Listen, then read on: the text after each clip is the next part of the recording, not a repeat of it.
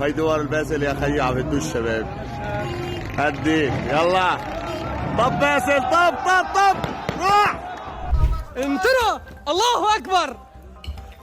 الله اكبر يا ابو هاشم. الله اكبر يا ابو هاشم. طقوا كفو طقوا. الله ساعدوا. الله اكبر. الله اكبر.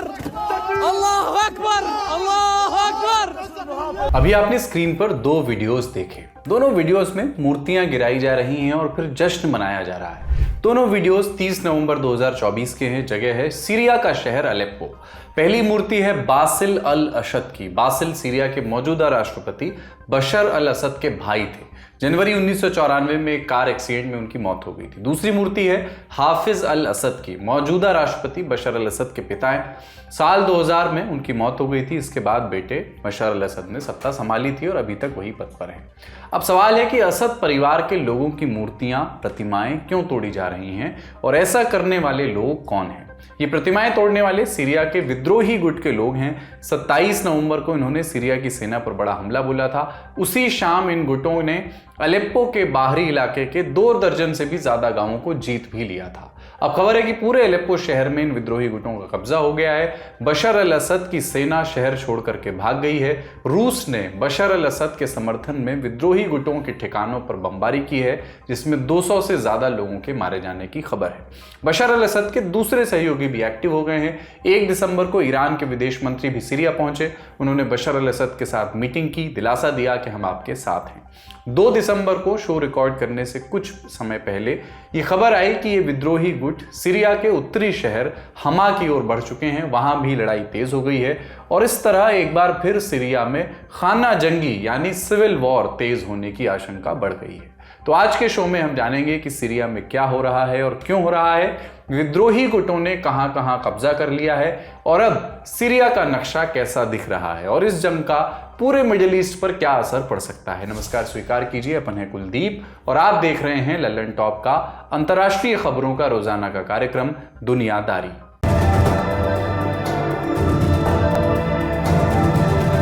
Brought to you by Higher and ITEL. Jugar es divertido. Sonido inmersivo. Conectados. सबसे पहले ये नक्शा देखिए। सीरिया मिडिल ईस्ट में पड़ता है। इसकी सीमा तुर्की, इराक, जॉर्डन, इजराइल और लेबनान से लगती है। पश्चिमी सीमा भूमध्य सागर से मिलती है।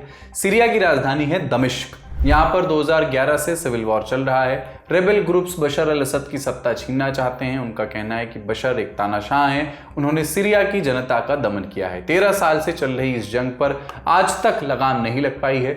बीच में छोटी मोटी झड़पें होती रही हैं, लेकिन पिछले हफ्ते हुए हमले ने जंग का रुख ही बदल करके रख दिया है। सबसे पहले मैप के जरिए समझते हैं कि सीरिया में कौन कौन से सैन्य बल एक्टिव हैं और कौन सा इलाका किसके कब्जे में है। फिर हालिया घटनाक्रम के बारे में भी जानेंगे।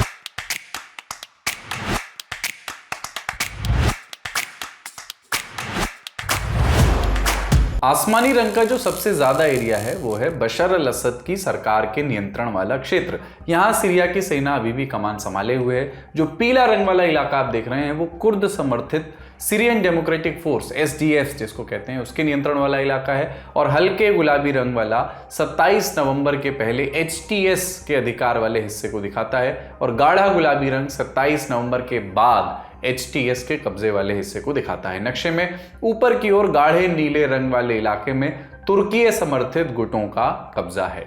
अब इन गुटों के बारे में एक एक करके जान लेते हैं। सीरिया की सेना बशर अल असद के कंट्रोल में है। कुर्द समर्थित सीरियन डेमोक्रेटिक फोर्स यानी SDF ये गुट सीरिया में एक सेकुलर लोकतंत्र बनाने की बात करता है। इसका पूर्वी सीरिया के कुछ हिस्सों पर नियंत्रण है। अमेरिका इसको पैसा और हथियार पहुंचाता है। बशर अल असद की सत्ता का विरोध करता है SDF। इस संगठन का ताल्लुक हम यही खत्म कर सकते थे, लेकिन कुर्दों के समर्थन की वजह से ये संगठन विवादों से भी जुड़ा रहा है। तुर्की इस संगठन को अपने देश के लिए खतरा मानता है। वो SDF को कुर्दिस्तान वर्कर्स पार्टी PKK का एक दूसरा रूप मानता है। PKK कुर्द आतंकवादी संगठन है जो तुर्की, सीरिया और इराक के कुछ हिस्सों को मिला करके कुर्द लोगों के लिए एक अलग देश बनाना चाहता है। कुर्द एक जाति का नाम है। इसमें अलग अलग धर्म के लोग शामिल हैं। सबसे ज्यादा सुन्नी मुसलमान हैं। दुनिया में इनकी आबादी करीब 3 करोड़ है। उनके पास अपना कोई देश नहीं है। तुर्की, ईरान, इराक, सीरिया और आर्मेनिया में ये लोग बिखरे हुए हैं। अब अगले संगठन के बारे में जानते हैं, हयात तहरीर अल शाम यानी HTS। पूरा विवाद इसी संगठन के इर्द गिर्द है। ये एक सुन्नी जिहादी तंजीम माने जिहादी संगठन है। मकसद है बशर अल असद को सत्ता से हटाना और पूरे देश में इस्लामिक शासन कायम करना। इस संगठन की हिजबुल्लाह के साथ भी लड़ाई चलती है। हिजबुल्लाह की कुछ टुकड़ियां बशर सरकार को बचाने के लिए यहाँ तैनात हैं। 2017 में 6 जिहादी गुटों के विलय के बाद HTS बना। उसके पहले इस संगठन के ज्यादातर मेंबर्स लादेन वाले अलकायदा के साथ दिया करते थे। अबू मोहम्मद अल जुलानी इस संगठन के मुखिया हैं। 27 नवंबर के पहले इनका नियंत्रण इदलिब प्रांत तक ही सीमित था। फिर 27 नवंबर को लेबनान और इजराइल के बीच युद्ध विराम की खबर आई। लेबनान के कई इलाकों से जश्न मनाते हुए लोगों की तस्वीरें दिखी। पर इस युद्ध विराम के कुछ ही घंटों बाद सीरिया से गोलियों और बम धमाकों की आवाजें आने लगी। HTS ने इदलिब प्रांत में अपने अड्डों से सीरिया की सेना के खिलाफ एक मिलिट्री ऑपरेशन का ऐलान कर दिया था। उसने कहा कि सीरिया की सेना हम पर हमला करने वाली थी, हमने बचने के लिए ऐसा किया।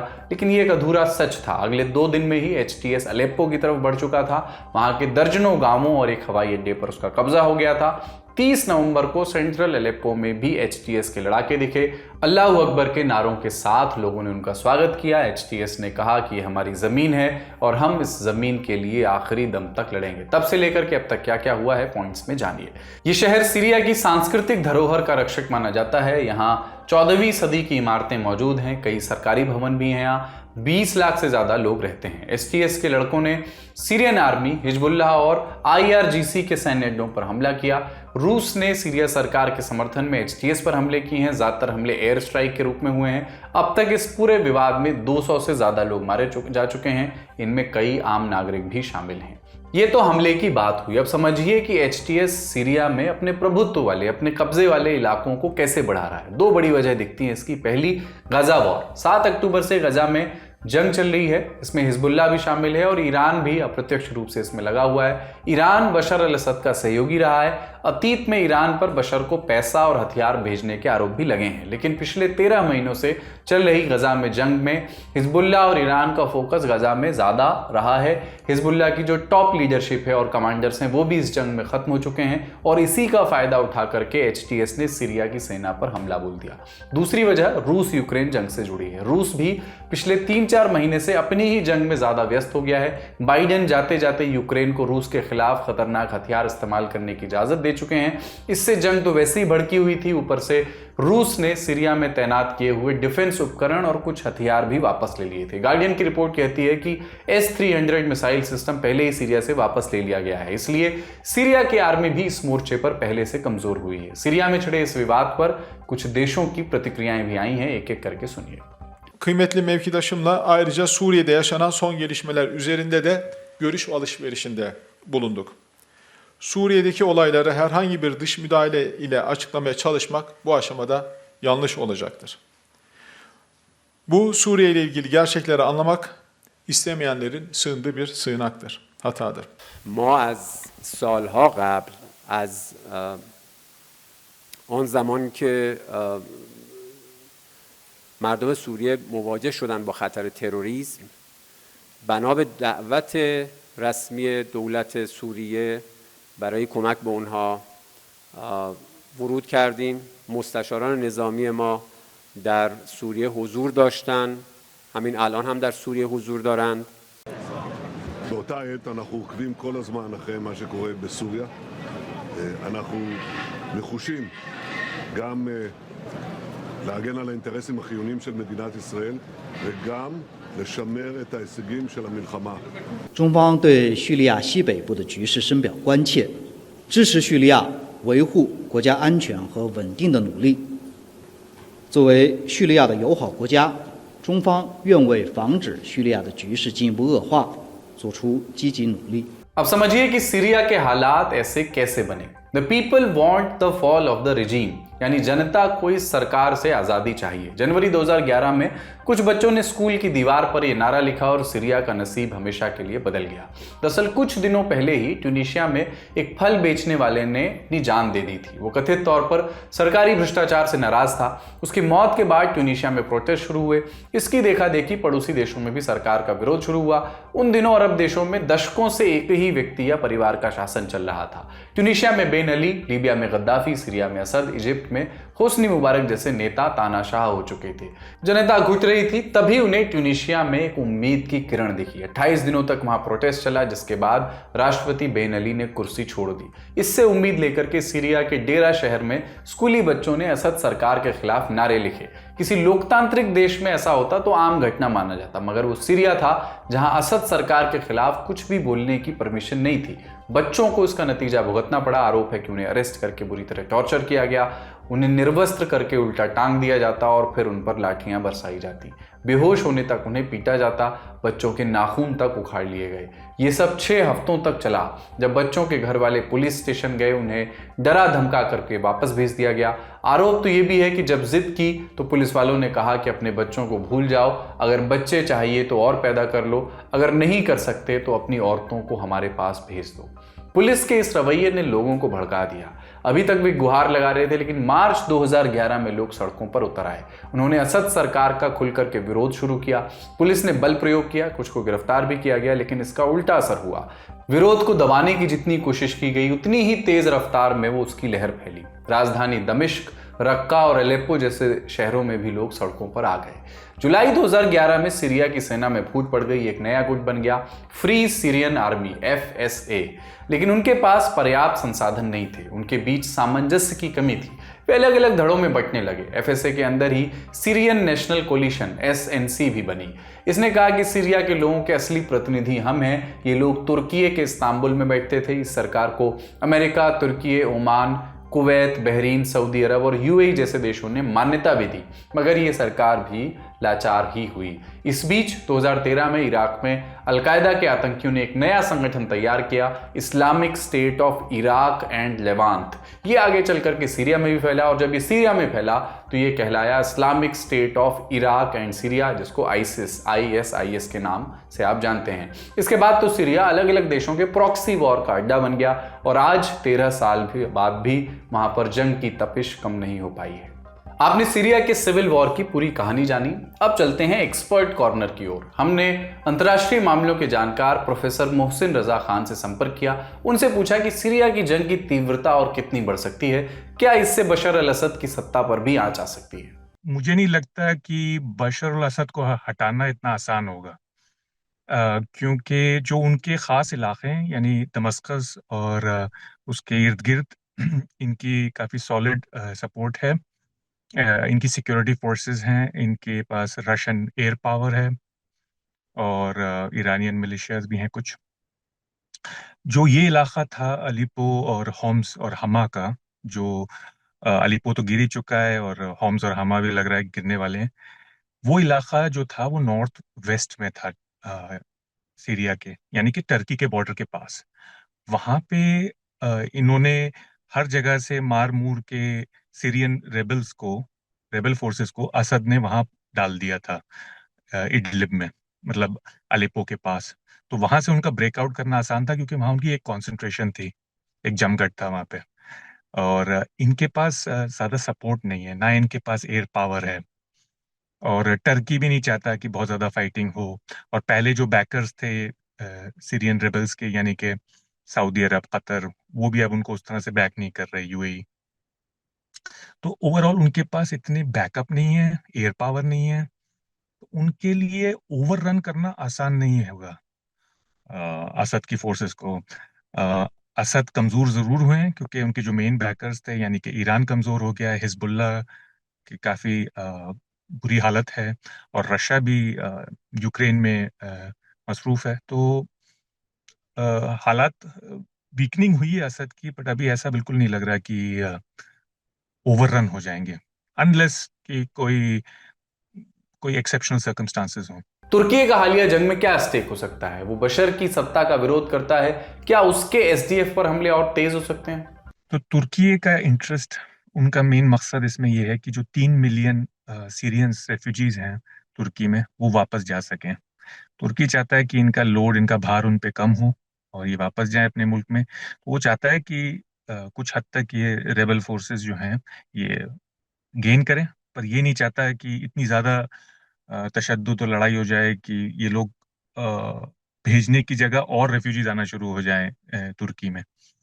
आपने बिल्कुल सही कहा कि उनका कुर्दों के मामले में एक खास रवैया है तुर्की का, क्योंकि वो समझते हैं कि सीरिया के कुर्द उन कुर्द तुर्की के कुर्दों को पनाह दे सकते हैं।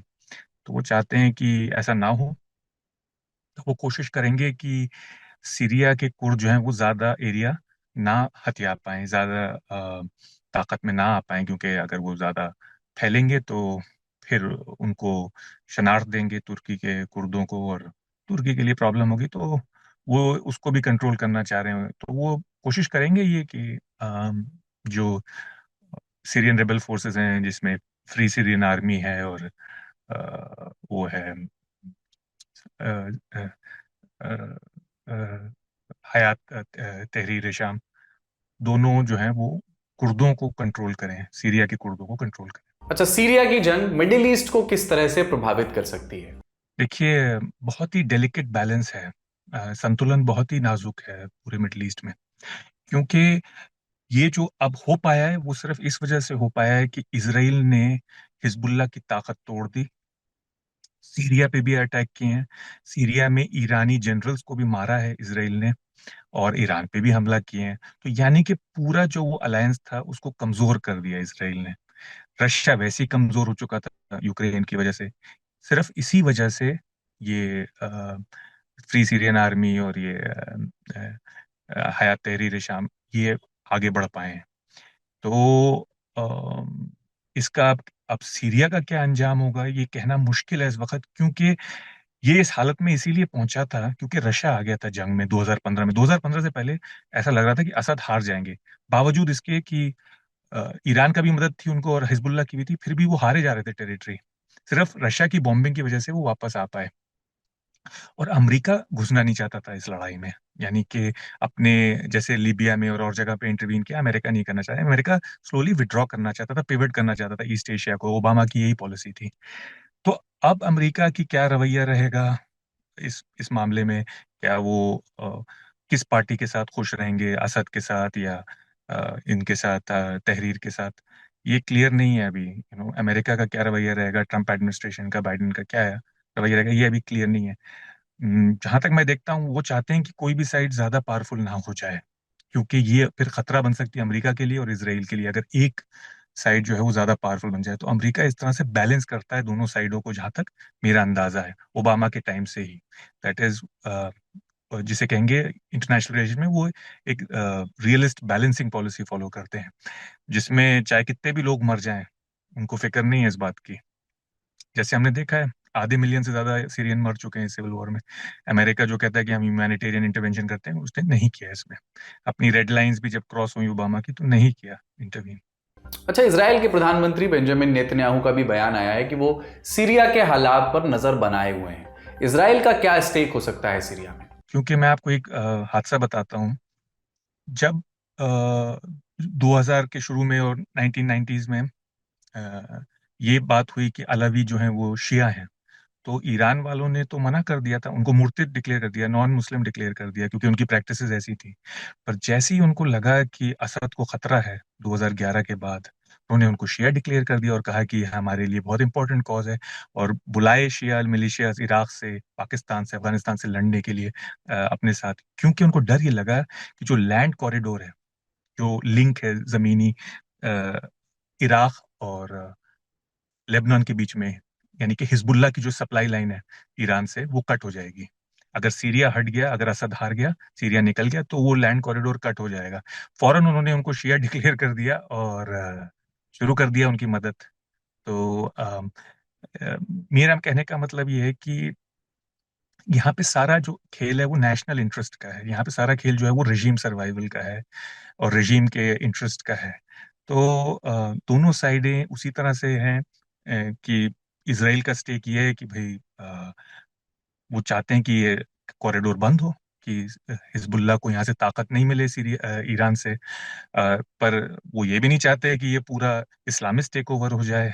तो वो चाहते हैं कि एक तरह से सीरिया जो है वो बटा रहे और हमें फ्रीडम ऑफ एक्शन रहे, यानी कि हम अपनी एयर पावर जब चाहे यूज कर सकें, जब चाहे बॉम्ब कर सकें उन्हें, ताकि वहां पे कोई हिजबुल्लाह के लिए सपोर्ट ना हो सके, ईरान के लिए कोई ज्यादा सपोर्ट ना बन सके और हमारे लिए कोई खतरा ना हो।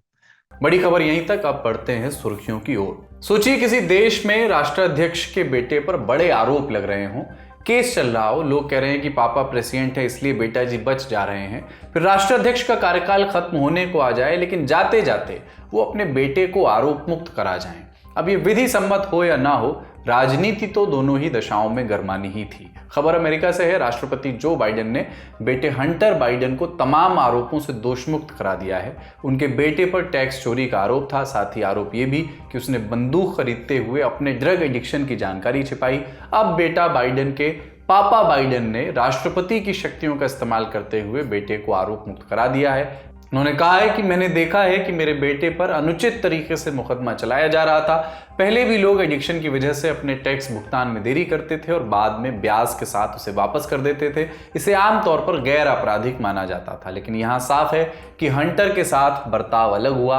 अब वाकई हद हो गई है। इससे पहले बाइडेन ने बार बार इस बात से इनकार किया था कि वो अपने बेटे को क्षमा दिलाएंगे या उनकी जेल की सजा को कम कराएंगे। हंटर पर जो आरोप हैं उनमें से कुछ मामलों में उन्हें दिसंबर 2024 में सजा भी सुनाई जानी थी। हंटर बाइडेन किन मामलों में दोषी पाए गए थे, इसका भी एक रिकैप कर लेते हैं। पहला, उन पर 2016 से 2019 के बीच लगभग 12 करोड़ रुपए की टैक्स चोरी का आरोप था। इस मामले में 5 सितंबर से मुकदमे की शुरुआत होने वाली थी, लेकिन उसके पहले ही उन्होंने आरोप स्वीकार कर लिया। इसके बाद उन्हें सीधे सजा सुनाई जानी थी। इसके लिए 16 दिसंबर 2024 का दिन तय था। दूसरा, जून 2024 में उनको गलत जानकारी देकर के बंदूक खरीदने का दोषी पाया गया था। 2018 में बंदूक खरीदते वक्त उन्होंने ये बात छिपाई थी कि वो ड्रग्स लेते हैं। यह अमेरिका के इतिहास में पहली बार था जब किसी राष्ट्रपति के कार्यकाल के दौरान उनकी संतान किसी मामले में दोषी पाई गई। 12 दिसंबर 2024 को उनको इस मामले में भी सजा सुनाई जानी थी। ये दोनों ही मामले हंटर बाइडेन के जीवन के उस दौर से जुड़े थे जब वो ड्रग्स और शराब के एडिक्शन से जूझ रहे थे। टैक्स चोरी के मामले में भी प्रोसिक्यूटर्स का आरोप था कि जिस दौरान उन्होंने टैक्स चोरी की उस दौरान वो करोड़ों रुपए ड्रग्स पर खर्च कर रहे थे। बंदूक भी उन्होंने ड्रग एडिक्शन को छिपा करके ही खरीदी थी। जो बाइडेन के राष्ट्रपति पद संभालने के 1 महीने बाद से ही हंटर के खिलाफ जांच शुरू हो गई थी। लेकिन ये पहला मामला नहीं है जब अमेरिका में किसी राष्ट्रपति ने अपने करीबी को क्षमादान दिलाया हो। 2021 में तत्कालीन राष्ट्रपति डोनाल्ड ट्रंप ने भी व्हाइट हाउस छोड़ते हुए अपने करीबियों को क्षमादान दिलाए थे। वे सभी उनके राष्ट्रपति कार्यकाल के दौरान उन पर चल रही आपराधिक जांचों में फंस गए थे। तब ट्रंप के इस कदम के लिए उनकी आलोचना भी हुई थी। ट्रंप के कुछ करीबियों पर बाइडेन के कार्यकाल में भी अलग अलग मामलों में मुकदमे शुरू कराए गए हैं। जानकार ऐसा मानते हैं कि व्हाइट हाउस में वापसी के बाद डोनाल्ड ट्रंप इनको भी क्षमादान दिला दें तो अचरज नहीं होना चाहिए। डोनाल्ड ट्रंप की बात हो रही है तो उन्हीं से जुड़ी एक और खबर। अमेरिका के प्रेसिडेंट इलेक्ट डोनाल्ड ट्रंप ने ब्रिक्स देशों पर 100% टैरिफ लगाने की धमकी दी है। टैरिफ क्या होता है? जब कोई देश दूसरे देश में अपना सामान बेचता है तो उन सामानों पर एक टैक्स लगाया जाता है जिसको टैरिफ कहते हैं। अब ट्रंप की धमकी के क्या मायने हैं ये समझ लेते हैं। ट्रंप का कहना है कि अगर ब्रिक्स देशों ने अपनी नई करेंसी बनाने की कोशिश की तो वो उन 9 देशों पर 100% टैरिफ लगा देंगे। ब्रिक्स क्या है ये आप जानते ही हैं। मुख्यतः 5 देशों का समूह है, ब्राजील, रूस, इंडिया, चाइना, साउथ अफ्रीका। बाद में इसमें ईरान, इजिप्ट, इथियोपिया और यूएई को भी जोड़ लिया गया। अब इसमें दुनिया की आधी आबादी एक तरह से आती है और करीब 1/4 अर्थव्यवस्था भी। 2023 से ब्रिक्स देश अपनी एक कॉमन करेंसी शुरू करने पर विचार कर रहे हैं। वजह लगभग 90% इंटरनेशनल ट्रेड डॉलर के दम पर होना। ब्रिक्स देश इस मामले में डॉलर का प्रभुत्व, उसका असर, उसका वर्चस्व कम करना चाहते हैं और जाहिर है कि अमेरिका ऐसा नहीं चाहता। इसी नाते ट्रंप ने सोशल मीडिया पर लिखा कि हमें इन देशों से ये कमिटमेंट चाहिए कि वे ना तो नई ब्रिक्स करेंसी बनाएंगे और ना ही अमेरिकी डॉलर की जगह किसी और करेंसी का समर्थन करेंगे। ऐसा करने पर उन्हें 100% टैरिफ देना होगा और उन्हें अमेरिका में बिक्री से हाथ धोना पड़ेगा। अगली सुर्खी रूस से है, जहां सरकार कुल बजट का 1/3 सिर्फ रक्षा बजट पर ही खर्च करने वाली है। राष्ट्रपति व्लादिमीर पुतिन ने रिकॉर्ड ब्रेकिंग डिफेंस बजट को मंजूरी दी है। साल 2025 के लिए रूस का रक्षा बजट होगा 126 बिलियन डॉलर यानी करीब 10 लाख करोड़ रुपए। ये रूस सरकार के कुल बजट का 32.5% होता है। नया बजट रूस के दोनों सदनों से पास भी हो गया है। ये रक्षा बजट पिछली बार से करीब 2 लाख करोड़ रुपए ज्यादा है। इस बड़े रक्षा बजट कि रूस और अन्य देशों के लिए क्या मायने हैं, हमने पूछा जानकारों से। देखिए, रशिया जो है वो एक छोटी इकोनॉमी है, मतलब 2 ट्रिलियन के अंडर की इकोनॉमी है, 2 ट्रिलियन डॉलर के, तो कोई बड़ी इकोनॉमी नहीं है। रशिया जो है वो ग्रेट पावर में इसलिए गिना जाता है कि उसके पास न्यूक्लियर वेपन्स हैं। अगर न्यूक्लियर वेपन्स नहीं होते तो रशिया ग्रेट पावर में नहीं गिना जाता। नेचुरल रिसोर्सेज भी हैं बहुत सारी, बट वो काफी नहीं है उसको ग्रेट पावर डिक्लेयर करने में। तो रशिया अगर 132 या 135 बिलियन भी करता है तो वो कुछ ज्यादा इंटरनेशनल लेवल पे वो बहुत बड़ा बजट नहीं है। मतलब अमेरिका का 900 बिलियन के करीब बजट है। चीन का असली बजट तो किसी को पता नहीं, बट जो बज़ाहिर दिखता है वो भी कुछ 500 बिलियन के आसपास का बजट है, कुछ ऊपर नीचे कमोवेश। तो 132 बिलियन कोई खास है नहीं इतना। वो जो बजट अपना बढ़ा भी रहे हैं वो उनको उसकी खुद जरूरत है, इसीलिए वो इंडिया को भी वेपन नहीं दे रहे जो इंडिया ने ऑर्डर किए हुए हैं। इंडिया जो रिपेयर करने भेजता है वो भी वो वापस नहीं करते रिपेयर करके, यानी कि हालत खराब है। वो अपने लिए ही वो वेपन्स इस्तेमाल कर रहे हैं। उनके पास इतना ही प्रोडक्शन कैपेसिटी है कि वो यूक्रेन में यूज कर सकें और अपने दूसरे सिक्योरिटी नीड्स के लिए उसको इस्तेमाल कर सकें। उनके पास ये ताकत नहीं है कि वो 132 करके कुछ और बाहर कुछ कर लेंगे। बल्कि सीरिया में भी उनका ड्रॉ डाउन हो चुका था, तभी असद कमजोर हुए और तभी यह हमला हो पाया। यह अंदाजा हो गया था सीरियन रेबल्स को कि रशिया का अब उतना सपोर्ट नहीं रहा। रशिया ने काफी एसेट्स वहां से मूव कर दिए थे यूक्रेन फ्रंट पे, एयर एसेट्स भी, लैंड एसेट्स भी। रूस का ये रक्षा बजट चर्चा में क्यों है, ये इस बात से समझ सकते हैं कि अमेरिका का रक्षा बजट कुल बजट का करीब 13.3% है। चीन का रक्षा बजट कुल बजट का 28% और भारत का रक्षा बजट कुल बजट का 12.9% है। रूस इस समय जंग के कई मोर्चों पर प्रत्यक्ष या अप्रत्यक्ष रूप से सक्रिय है। एक तरफ उसकी यूक्रेन से जंग चली रही है, दूसरी तरफ हाल ही में सीरिया में छिड़े सिविल वॉर के बीच भी रूस ने वहां विद्रोही गुटों के खिलाफ मोर्चा खोल दिया है, जैसा कि हमने आपको भी बड़ी खबरों में बताया था। ऐसे में ये रिकॉर्ड तोड़ रक्षा बजट चर्चा में है। आज का शो यहीं समाप्त करते हैं। अपना और अपनों का ख्याल रखिए। देखते रहिए दी लंडन टॉप।